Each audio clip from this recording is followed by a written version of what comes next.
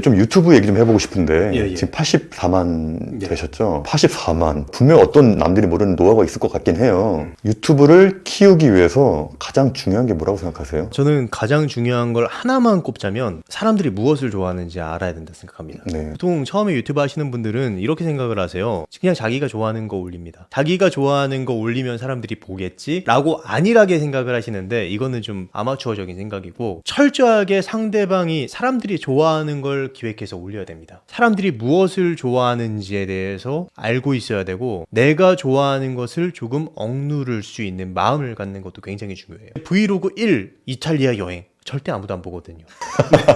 그렇죠. 한소희가 아닌 이상 유튜브의 영상, 뭐 퀄리티나 아니면 제목, 썸네일 어느 게 더 높은 비중을 차지하는 것 같아요? 이게 유튜브 알고리즘에 따라서 그때그때 변하는 것 같긴 하거든요. 요즘은 영상의 콘텐츠가 좀 더 중요해진 것 같긴 해요. 그럼에도 우리는 무시할 수 없는 게 결국 썸네일과 제목이죠. 썸네일과 제목을 어떻게 구성을 하는지에 따라서 얼마나 많은 사람들에게 노출이 될 수 있느냐 없느냐가 결정이 되거든요. 그리고 나서 이제 퀄리티의 문제를 따져야 되는 거겠죠. 근데 보통은 이 썸네일에서 후킹이 안 되면 결국 사람들이 클릭을 하지 않을 거기 때문에 아무리 맛있는 음식이 있으면 뭐합니까? 사람들이 모르는데 사람들의 마음을 훔칠 수 있는 그런 문구를 만드는 게 굉장히 정말 중요하다라고 강조를 드리고 싶습니다. 그 후킹할 수 있는 제목과 썸네일을 만들 수 있는 노하우가 있으면 좀 몇 개 알려주시면 안 됩니까? 사실은 이거를 제가 강의를 진행을 한 적이 꽤 있어요. 기업 같은 데서. 또 오늘 제가 처음으로 이제 말씀을 드리자면 귀한 얘기네요. 첫 번째, 회피 동기를 자극하라. 회피 동기라고 하면 사람을 바로 움직이게 할 수 있는 힘이 있거든요. 보통 이제 접근 동기는 내가 좋아하는 것을 찾을 수 있는 동기를 말합니다. 회피 동기는 내가 지금 당장 움직이게 만들어져요. 예를 들어서 발등에 불이 떨어졌다. 그럼 바로 발을 피하겠죠? 그런데 내가 이제 발을 따뜻하게 하고 싶다. 이게 그냥 건강에 좋대. 그러면 이제 느긋하게 할 거란 말이에요. 이런 차이라고 가볍게 우리가 생각을 하면 될 것 같고, 그렇다면 회피 동기를 어떻게 자극할 수 있느냐? 보통 그래서 유튜버 하시는 분들이 많이 사용하시는 게 뭐뭐 하지 마세요, 뭐뭐 피하세요 라는 식의 표현을 많이 사용하는 이유가 회피 동기를 사실 자극하기 위해서 사용을 하는 거예요. 이렇게 말하는 친구는 절대 놓치지 마세요. 긍정적인 어떤 이야기를 하고 있음에도 하지 마세요라는 표현을 씀으로써 회피 동기를 자극하는 내용이라고 볼 수 있습니다. 그리고 여기서 또 하나 들어간 포인트가 하지 마세요. 명령문이 들어가 있잖아요. 명령문은 굉장히 강력한 힘을 가지고 있습니다. 따라서 때로는 명령문으로 표현을 하는 것도 쓸모가 있는 방법이죠. 이게 유튜브 썸네일이니까 그런 거예요. 만약에 책 제목 같은 경우는 이런 거에 대해서 반감을 가지기 쉽거든요. 근데 유튜브 썸네일 같은 경우는 우리가 뭐뭐 하세요? 정말 기분 나쁜데 클릭 안 이렇게 생각을 안 한다는 거예요. 그냥 피드 이렇게 내리다가 무의식적으로 클릭을 한다는 말이죠. 무의식적으로 클릭을 할 수 있는 강력한 말, 그 중에 하나가 명령문이다. 지금 0명에서 84만까지 모았을 때 과정 중에서 가장 힘들었던 부분과 초보 유튜버들이 가장 많이 하는 실수는 어떤 게 있을까요? 지인한테 절대 말하지 마세요. 맞아.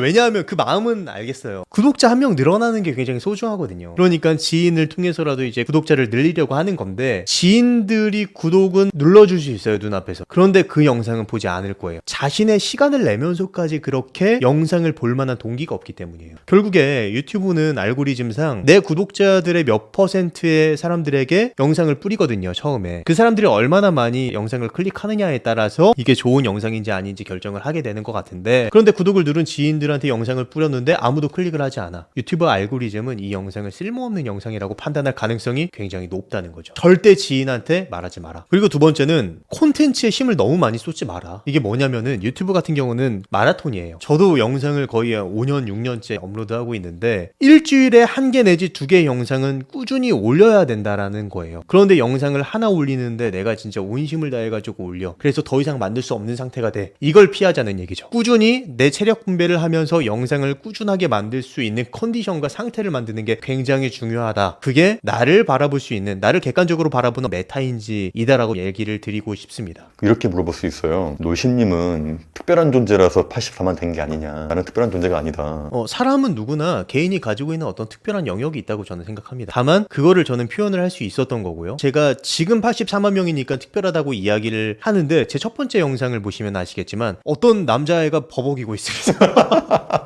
전 지웠어요. 전 지우진 않았어요. 무슨 깡으로 올렸는지 모르겠어. 그러니까 누구나 초보 시절은 있다는 거고, 그걸 좋아해주는 사람도 분명히 있어요. 왜냐면 그게 또 유튜버만의 매력이잖아요. 유튜브 내에 방송국 영상들이 많이 올라온다고 해도 유튜브의 본질은 아마추어 같은데. 아마추어 같은 그런 어떤 그 때묻지 않은 순수한 그 결정체라고 저는 생각을 해요. 저도 거의 한 5개월 유튜브 구독자를 100명에서 300명? 그렇게밖에 못 모았거든요. 진짜 별의별 방법을 다 했습니다. 여기서 또 중요한 게 이 마음이에요. 내가 유튜버라는 생각을 버려라. 유튜버라는 생각을 버리고 내가 사업자 대표라는 생각을 가져야 됩니다. 유튜버라는 생각을 가지면 그냥 유튜브에서 점지해주는 알고리즘의 파도를 타는 그 순간만을 기다리면서 영상을 올리기밖에 안 하거든요. 수동적인 어떤 태도가 되는 거죠. 그런데 내가 사업자 대표다 라는 생각을 가지게 되면 이 사업체를 키우기 위해서 무슨 일이든 능동적으로 하게 되는 그런 행동으로 이어지게 됩니다. 저 같은 경우도 처음에는 유튜버라는 생각으로 영상을 올리다가 그 마음을 바꾼 순간 한 달 만에 구독자 10,000명을 달성했거든요. 처음에는 저는 이 마음을 내가 뭐라도 해야 되겠다. 나는 마케터이자 혹은 사업자 대표다 라고 생각을 바꾸고 나서 했던 거는 한 200개 정도 되는 카페에 가입을 했습니다. 그리고 나서 제 영상을 다 공유했어요. 그렇게 하니까 구독자 30명이 늘었습니다. 그때 깨달았죠. 타 플랫폼에서 타 플랫폼으로 넘어가는 것은 굉장히 어려운 일일 수 있구나. 그러면 유튜브 내에서 어떤 방법을 찾을 수 있지 않을까? 라고 생각을 바꾸게 됐죠. 그리고 나서 제가 제일 먼저 했던 거는 이미 잘 되고 있는 유튜브 구독 설정을 하고 알림 설정을 한 다음에 영상이 올라오자마자 배속으로 빠르게 봤습니다. 그리고 나서 그 영상을 보고 공감할 수 있을 만한 댓글을 남겼습니다. 이 영상을 보고 분명히 댓글을 보면 살짝 피식할 만한 그런 어떤 댓글들, 공감할 만한 댓글들. 예를 들어서 저 같은 경우는 심리학적으로 봤을 때 누구누구는 누구누구 하다. 살짝 피식하면서 약간 채널에 대해서 궁금증을 유발할 수 있는 댓글을 남겼던 거예요. 그리고 좋아요를 눌렀어요. 엄마한테 가서 좋아요를 눌러달라고. 아빠한테 가서 눌러달라고. 그럼 좋아요 3으로 시작하잖아요. 인간은 동조 효과라는 게 있어요. 사람들이 손가락을 가리키는 방향으로 자기도 얼굴을 돌리게 되는 그런 남들이 하는 걸 따라하게 되는 그런 어떤 심리를 가지고 있다는 거죠. 그러니까 이미 좋아요 3으로 시작하니까 사람들도 덩달아서 좋아요를 누르는 거예요. 효과가 좀 있던가요? 효과가 굉장히 있죠. 사람들이 좋아요를 누르게 되면 그 댓글은 상위 자리를 차지할 수 있게 됩니다. 대부분의 사람들은 유튜브 영상을 보면 반드시 댓글을 보게 돼 있거든요. 상위 포지션에 어떤 댓글이 있네? 내용이 재밌네? 그런데 보니까 채널명이 심리학이야. 근데 놀면서 배우는 심리학이야. 이게 뭐지 궁금한데? 들어가 보니까 이미 영상들이 꽤 있네. 운이 좋았던 게 최근에 올렸던 영상이 호감 신호에 관련된 영상이었거든요. 호감 신호 궁금한데 클릭을 하게 돼요. 그 영상이 유튜브 알고리즘의 파도를 타게 됩니다. 일주일 만에 거의 100명에서 1000명, 한 달 만에 10,000명. 전략적으로 하셨군요. 그런데 저는 사실은 이런 어떤 전략적인 생각을 구상할 수 있었던 첫 단추는 마음가짐의 변화였어요. 내가 능동적으로 해야 된다. 유튜브 알고리즘에만 기다리면 결국엔 내가 원하는 토끼를 잡지 못할 거다. 인간 최설민과 84만 크리에이터 놀심, 어떤 인생의 변화가 생겼어요? 저라는 사람은 똑같은 것 같아요. 그런데 변화가 생겼다 함은 선택의 기회가 많아졌다. 어떤 선택의 변화냐고 하면 시간의 한계를 넘어섰다라고 얘기를 드릴 수 있을 것 같습니다. 만약에 제가 유튜브를 하지 않고 강의를 하기 위해서는 저는 교수급이 됐어야 됐을 거예요. 제가 유튜브를 하지 않고 책을 쓰기 위해서는 저는 다시 한번 교수급이 됐어야 됐을 거예요. 그 교수가 되기 위해서는 저는 굉장히 많은 시간 공부를 하고 지식을 쌓아야 되겠죠. 그런데 저는 그런 것들을 그렇게까지 시간을 쓰지 않고도 어떤 나만의 콘텐츠를 만들어낼 수 있었던 기회가 주어진 거거든요. 가장 큰 변화는 내가 시간을 쏟지 않아도 결과물을 만들어낼 수 있는 다양한 경로가 만들어졌다. 그 기회를 어떻게 활용하느냐에 따라서 인생이 크게 변한 사람들도 많이 봤습니다. 저뿐만 아니라 다른 유튜버 분들을 보면 그 기회를 활용해서 책을 만들어서 굉장히 베스트셀러가 된 사람도 있고요. 자기만의 사업체를 잘 운영하게 된 사람도 있고요. 강의를 하는 사람도 있고요. 진로를 선택한 사람도 있고요. 이런 식으로 내가 그냥 유튜브 없이 시작했으면 굉장히 오랜 시간을 투자해야 될 만한 일을 채널을 운영하는 그 시간, 물론 이 시간이 그냥 누군가에게는 그거 해봤자 결과 확실하게 나오는 거 아니잖아 라고 이야기할 수 있지만 그렇기 때문에 더 큰 내가 생각하지 못했던 1, 2년이 아니라 10년, 20년을 투자해도 될까 말까한 결과물을 만들어낼 수 있는 기회로서 활용이 될 수도 있다. 그리고 내가 찾아가는 사람에서 찾아오게 만드는 사람이 된 것도 되게 좋은 것 같아요.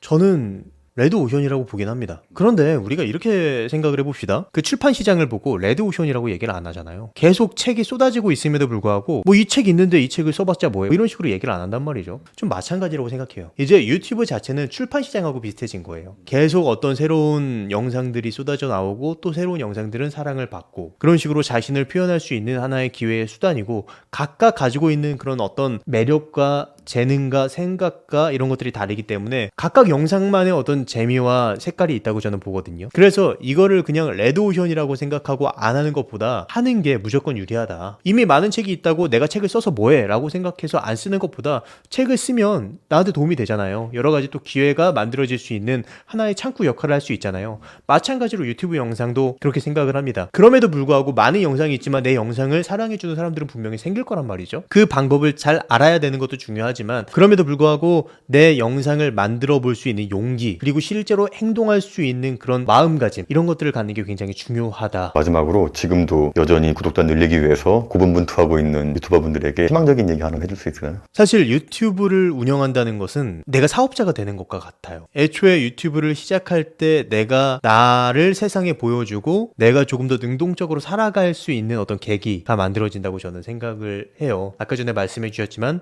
생산자가 돼보는 거죠. 소비하는 소비자가 아니라. 그런 식으로 유튜브를 하는 것 자체를 통해서도 세상에 대한 관점이 굉장히 많이 바뀔 수 있고 조금 더 많은 것을 느낄 수 있을 겁니다. 단순히 유튜브 결과에 의해서 일희일비하기보다 거시적인 관점에서 내가 유튜브를 하는 게 어떤 의미인가 생각해 보는 것도 괜찮을 것 같습니다. 그러니까 비록 결과가 안 나와도 그 만드는 과정 속에서 배우는 게 분명히 있다. 네, 요약을 너무 잘해 주셨네요. 그럼 오늘도 유튜버분들 화이팅 하시기 바라겠습니다. 네. 네.